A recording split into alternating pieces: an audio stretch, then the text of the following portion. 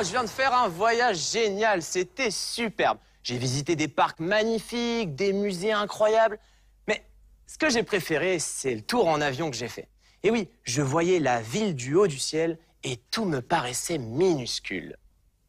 Ouais, d'ailleurs, pendant le trajet, j'ai inventé une technique qui permet de dessiner une ville comme si on la voyait d'en haut. Un peu comme si on était un oiseau. Ah, tu veux que je te montre? D'accord, alors on va dessiner une place entourée de très grands immeubles. Prends ton matériel et c'est parti! Trace le contour d'un bouchon en plastique au milieu d'une feuille de papier. Ce sera le parc de la ville. Pour créer les toits des immeubles, dessine des carrés et des triangles de différentes tailles. Utilise une règle pour t'aider. Trace des lignes diagonales qui partent des coins des toits vers le parc. Tu vois que les immeubles commencent à prendre forme? Pour les fenêtres, dessine des petits rectangles. Au début, dessine-les en grand, puis de plus en plus petits. Sur les toits, il y a des piscines, des chaises longues et même des parasols. Il y a aussi des sentiers dans le parc et quelques arbres.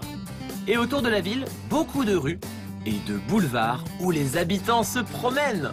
Waouh, vu d'ici, les voitures ressemblent à des fourmis. Ce dessin est tellement réaliste que j'ai l'impression d'être encore dans l'avion. Maintenant, on va donner des couleurs à notre ville. Et pendant qu'on la colorie, je vais te parler de ses habitants. Prends tes couleurs préférées. S'il y a bien une chose que les habitants de cette ville adorent, c'est de voir leur immeuble briller quand il y a du soleil.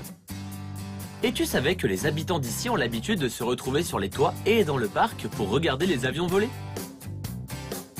Bon, personne n'est encore là, mais c'est parce qu'il est trop tôt et que le soleil vient à peine de se lever.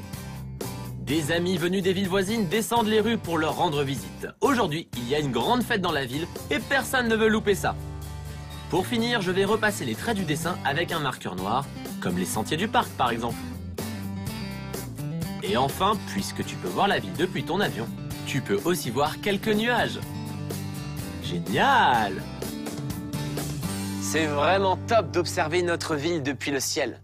Et imagine 2 secondes ce que tu verrais si tu étais allongé sur un banc, sur la place, et que tu regardais en l'air. Voilà exactement ce que ça donnerait. Ce qui est magique, c'est qu'on a utilisé la même technique. Toutes les lignes des immeubles se dirigent vers le milieu, les objets les plus proches paraissent grands, et plus ils s'éloignent, plus ils rapetissent. Et si on quittait la ville pour aller en forêt? Voilà un campement vu du ciel. Anto, viens voir mon dessin. Waouh, très joli Vincent, mais comment sais-tu à quoi ressemble ton île vue d'en haut? Tu l'as déjà survolée en avion? Non, c'est mon amie la mouette qui m'a tout expliqué. Elle passe au-dessus de mon île tous les jours. Ah, bien joué mon Vincent.